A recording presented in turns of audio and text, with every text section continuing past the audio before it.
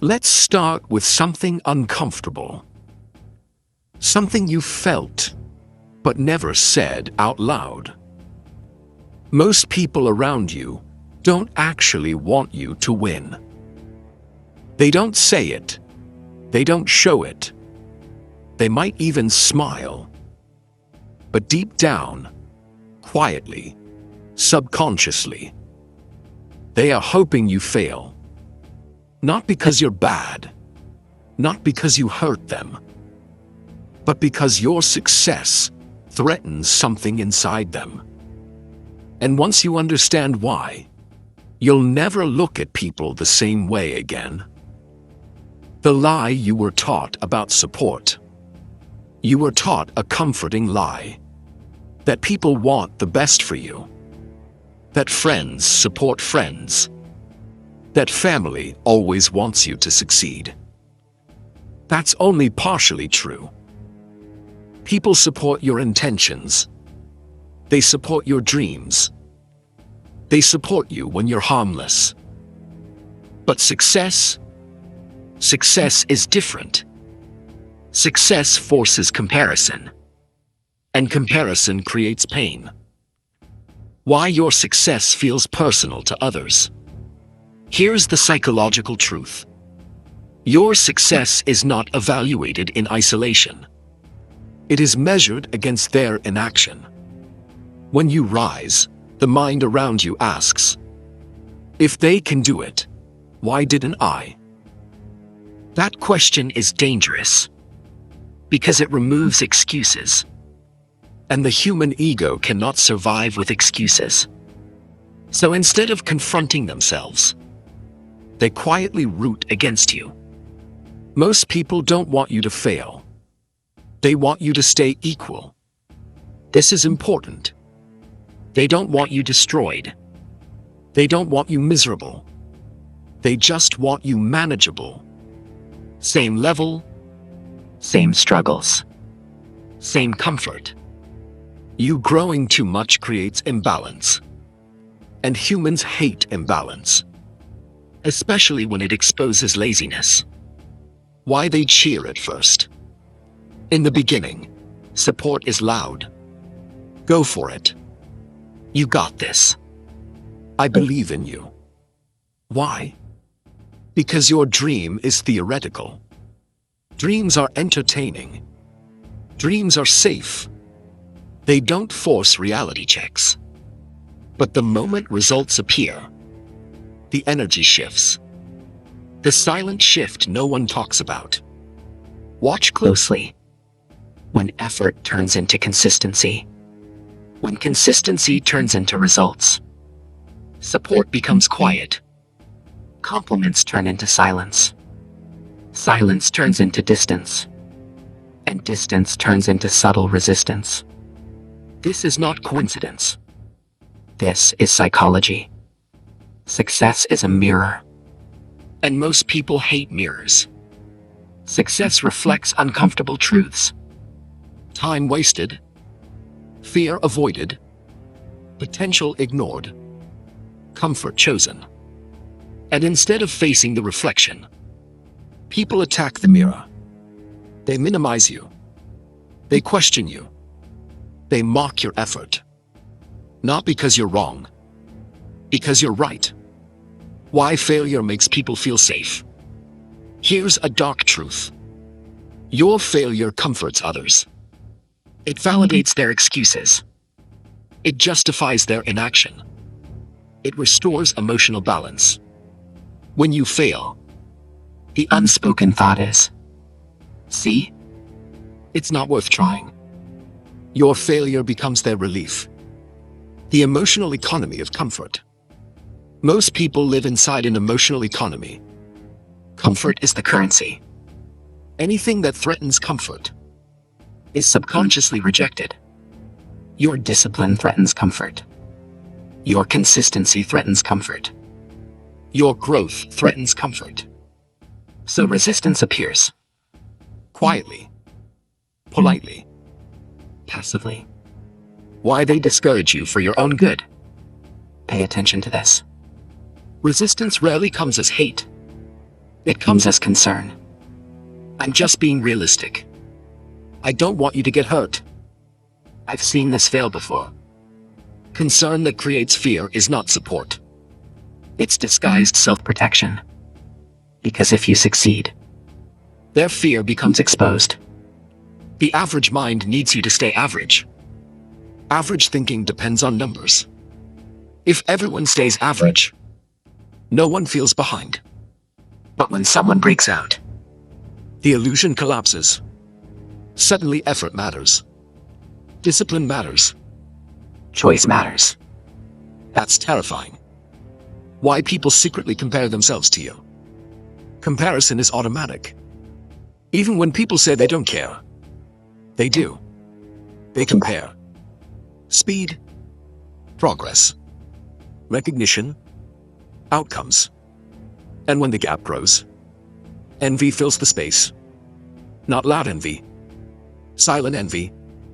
Envy is not hate, it's shame. It matters. Most envy is internal shame. Shame for not trying. Shame for quitting. Shame for settling. But shame is painful. So the mind redirects it outward. Toward you. Why they hope you humble yourself. When people say, don't forget where you came from. Stay humble. You're doing too much. Listen carefully. Sometimes humility is advice. Sometimes it's a leash. They don't want arrogance. They want control. The comfort of seeing you struggle. This is uncomfortable but real. Some people feel closer to you when you're struggling. Because struggle feels equal. Safe. Relatable. Your strength creates distance. And distance makes insecure people nervous. Why most dreams die quietly. Most dreams don't die from failure. They die from doubt planted by others. A comment here. A look there. A joke disguised as humor. Momentum slows. Energy drops. And the dream fades. Quietly. Success reveals who was only there for the old you. Growth reveals truth. Some people were never supporting you. They were supporting the version of you that didn't threaten them. When you change, alignment breaks. And truth becomes visible. This is why success is lonely. Loneliness doesn't come after success. It comes during transformation. When you stop complaining. When you stop blending in. When you stop seeking permission. That's when separation starts. The hard realization you can't unsee. Here it is. Most people don't consciously wish you harm. But subconsciously, they hope you don't outgrow them. And if you do, they hope it doesn't work. Why this is not a reason to hate people. This is important. This is not about becoming bitter. This is about becoming aware. People are not evil. They are insecure, scared, and protective of comfort. Understanding this makes you calm, not angry. The shift that changes everything. Once you accept this truth, you stop seeking validation. You stop oversharing plans. You stop needing approval. You move quietly. Because you understand. Not everyone wants to see you win. And that's okay. Why the closest people resist you the most? The hardest resistance never comes from strangers. Strangers don't know you well enough to feel threatened. The real resistance comes from people who watched you grow. Who know your weaknesses. Who remember the old version of you. Because when you change, their entire understanding of reality is challenged. Why strangers cheer but friends go quiet. Strangers see your success as inspiration. Friends see it as comparison. A stranger thinks, that's impressive. A friend thinks, that could have been me. And that difference changes everything. Familiarity creates entitlement. People who knew you before success feel entitled to you. Your time. Your energy. Your attention. Your loyalty. And when growth demands boundaries, they feel rejected. Not because you abandoned them, but because you stopped being available on demand. Why family resists growth first? Family doesn't fear your failure. They fear your change. Change threatens tradition. Change threatens hierarchy. Change threatens identity. When you rise, the unspoken fear is, what if we were wrong all along? So instead of encouraging expansion, They encourage safety. Safety advice is often fear transmission. Be careful. Don't take risks. Play it safe. These words sound loving, but they often mean, I'm afraid, and I don't want to feel alone in that fear. Fear spreads socially. And ambition threatens Fearful systems. While your discipline makes others uncomfortable, Discipline doesn't insult anyone. but it exposes everyone. Your consistency silently asks, why don't you do the same? And most people don't want to answer that question. So instead of changing, they criticize discipline itself. Passive sabotage. The most common form of betrayal. Most people won't block your path. They'll slow you down. They'll distract you. Delay you. Drain you. They'll pull you into conversations, emotions, and obligations that quietly steal your momentum. Not malicious. Why your failure makes others feel good.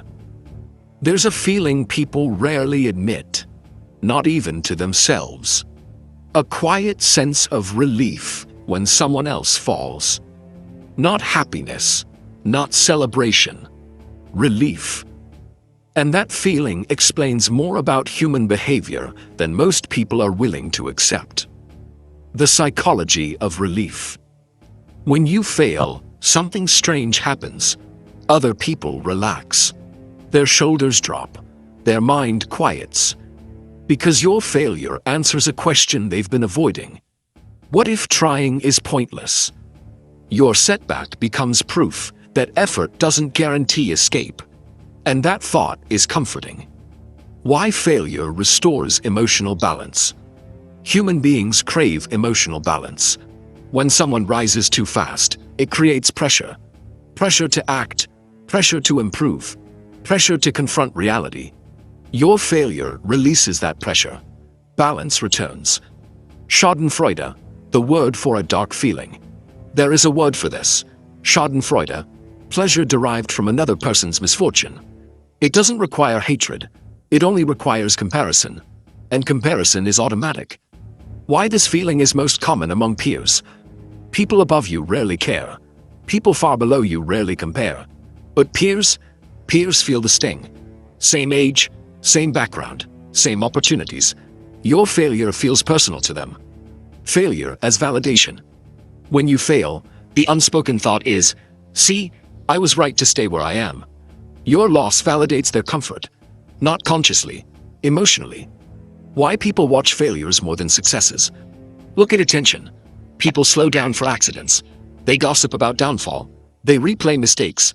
Failure is easier to digest than excellence. Because excellence demands growth. Failure demands nothing. The relief of not being left behind. Your success threatens abandonment. Your failure restores connection. When you fall, people feel closer to you again. Same struggles, same worries, same level. Equality feels safe. Why they say I knew it. Pay attention to those words. I knew it wouldn't work. I saw this coming. I told you. This isn't wisdom. It's emotional self-defense. They're protecting their worldview.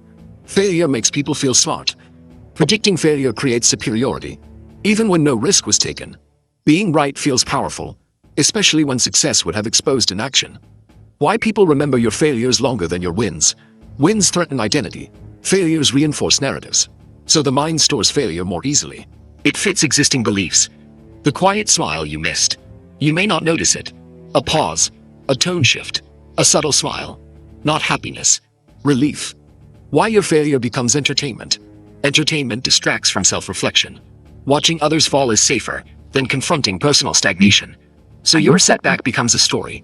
Shared, replayed, analyzed. Why they offer advice after you fail. Advice after failure feels safe, because there's no competition anymore. They can help without feeling threatened. Power dynamics shift. Failure temporarily restores access. When you fail, people reach out again. Messages return. Invitations reappear. Warmth resurfaces. Not always consciously. But failure makes you approachable again. Why success creates silence but failure creates noise. Success creates quiet distance. Failure creates conversation. Because failure gives people permission to speak without risking exposure. The emotional payoff of your struggle. Your struggle tells others, you're not behind. You're not missing out. You're safe. That emotional payoff is powerful. Why people enjoy humbling stories. Stories about downfall are framed as lessons. But underneath, they reassure listeners that ambition has consequences, and comfort wins again. Failure as a group bonding tool. Shared disappointment bonds people. Shared success divides them. That's why teams rally after losses, but fracture after individual wins. Why you feel exposed when you fail. Failure strips the illusion. You feel watched, because you are. People are observing, not to help, but to update their internal narrative. The danger of internalizing their relief. This is critical. If you absorb their reaction, you'll shrink. You'll self-sabotage. You'll stop trying to avoid disappointing comfort seekers. Why many people quit after one visible failure. The first public failure feels unbearable, not because of pain, because of observation. Eyes feel heavy. Judgment feels real. So people retreat. Failure is not the end, but it is a test, not of skill, of psychological independence. Can you continue when others feel better if you stop? The moment you realize failure doesn't belong to them. Your failure is not public property. Their relief is not your responsibility. Their comfort is not your duty. Reclaiming failure as fuel. When you stop caring who feels relief, failure becomes data, feedback, fuel. The shift from performing to building. You stop performing for approval. You start building in silence. No audience. No explanation. Just progress. Why this knowledge is dangerous? Because once you see it, you can't unsee it. And you stop trying to be liked by people who benefit from your hesitation. The calm after acceptance. Acceptance creates peace. Not bitterness. Peace. You understand the game. And you stop playing for applause. This is where most people break. They either shrink to stay loved, or grow and stand alone. There is no neutral path. Why strength of mind matters more than talent. Talent attracts attention. Mental strength withstands pressure. Pressure from comparison. Pressure from observation. Pressure from others' relief. The quiet Decision. This is where you decide. Will you stop, so others can relax? Or will you continue when your growth makes people uncomfortable? How the world quietly profits from you staying small. Now we move from emotion To systems. because this isn't just about people.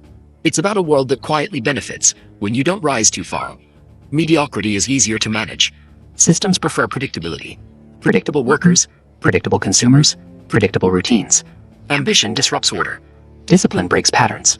So mediocrity is rewarded, not because it's better, but because it's easier to control. Why comfort is heavily marketed. Look around. Entertainment. Distractions. Instant pleasure. Comfort is sold aggressively Because it keeps people passive. Passive people don't challenge systems. They scroll. They consume. They comply.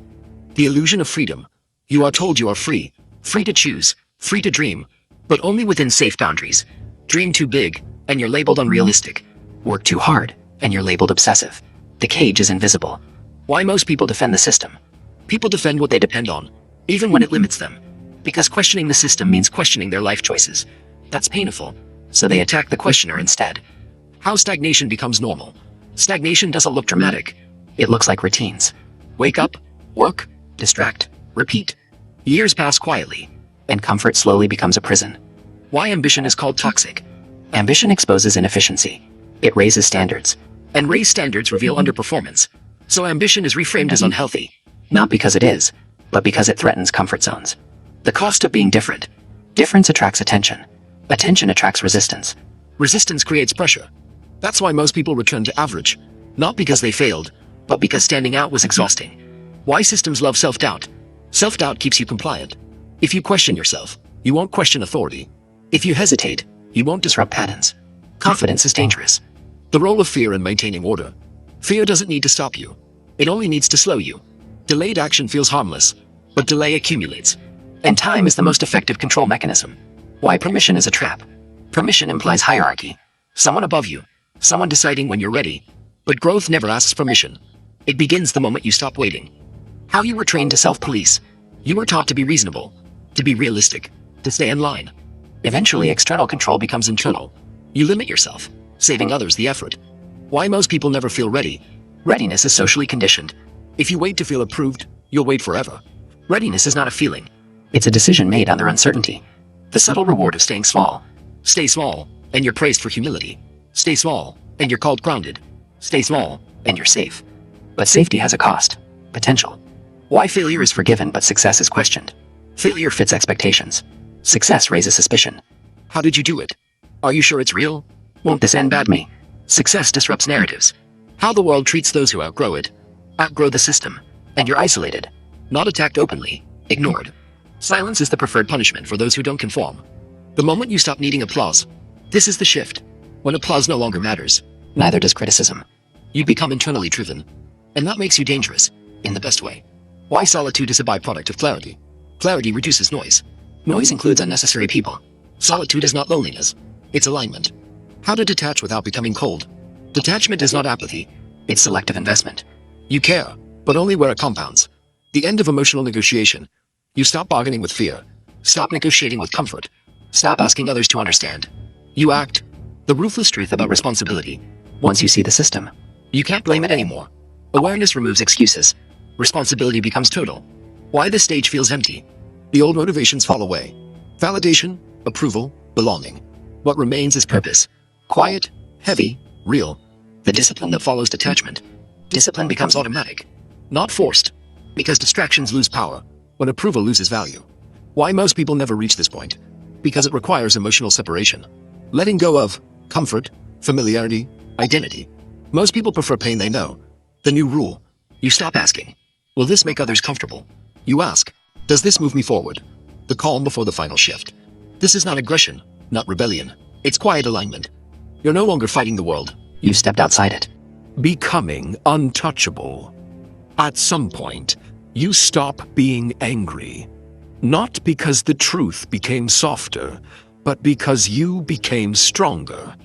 This is where most stories end, but this is where yours actually begins.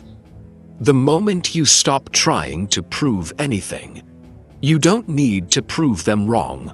You don't need to explain yourself. You don't need their approval, respect, or validation. The need to prove is a form of dependence, and dependence is weakness. Power begins when silence feels natural. Why emotional independence is real freedom. Freedom is not money first. It's not status. It's not recognition. Freedom is when praise doesn't inflate you, criticism doesn't shake you, silence doesn't bother you. You move because you decided to, not because you were pushed. The discipline that requires no motivation. Motivation is emotional. Discipline is structural. Once you stop needing emotional permission, discipline becomes automatic. You don't ask, do I feel like it? You ask, is this aligned with where I'm going? And then you move. How to become emotionally untouchable. You don't harden your heart. You narrow your focus. You stop reacting to opinions, projections, expectations. Reaction gives people access. Calm removes it. Why most people never see the real you. Not everyone deserves access. Your depth is not for the crowd. Privacy is power. The strongest people are not loud. They're consistent. The shift from external to internal standards. You stop measuring yourself by others. You create your own rules, your own metrics, your own non-negotiables, and you follow them even when nobody is watching, especially then. Why loneliness no longer feels heavy. Loneliness feels heavy when you're still seeking approval. When you stop seeking, solitude becomes fuel, silence becomes clarity, distance becomes peace. The end of seeking permission. You don't wait to be chosen. You don't wait to be ready. You don't wait to be understood. You act, and action creates identity. Why you no longer talk about your plans. Plans are fragile. Energy leaks through explanation. You build quietly. Let results speak. They're fluent in every language. How failure loses its power over you. Failure stops being personal. It becomes information. You don't collapse. You adjust. Ego breaks under failure. Identity absorbs it. The ruthless simplicity of progress. Progress is boring, repetitive, unglamorous. That's why it works. You stop chasing intensity and start respecting consistency. Why this version of you is dangerous? Because you're no longer reactive, no longer needy, no longer distracted. You don't announce moves. You don't seek applause. You just execute, and that makes you unpredictable. The final separation. This is where the old world falls away, not dramatically, quietly. People drift, noise fades, expectations dissolve, and in that space, focus sharpens. The truth about respect. Respect is not demanded. It's not requested. It's detected. People feel it when you stop bending. Why they notice too late. By the time people realize you've changed, you're already gone, not physically, mentally, emotionally, strategically. You were never meant to be understood by everyone. Understanding is not required. Alignment is. The right people don't need explanations. The wrong people wouldn't accept them anyway.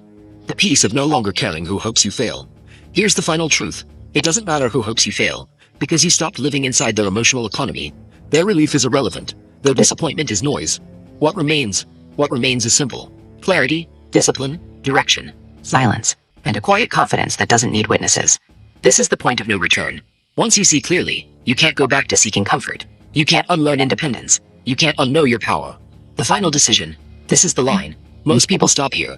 They turn back to stay loved. Or, they move forward and stand alone. Let them hope you fail. Let them doubt. Let them wait for your collapse. You don't need to prove anything. You just need to continue. Because the most dangerous person in the room is not the loudest. It's the one who stopped caring and kept moving anyway.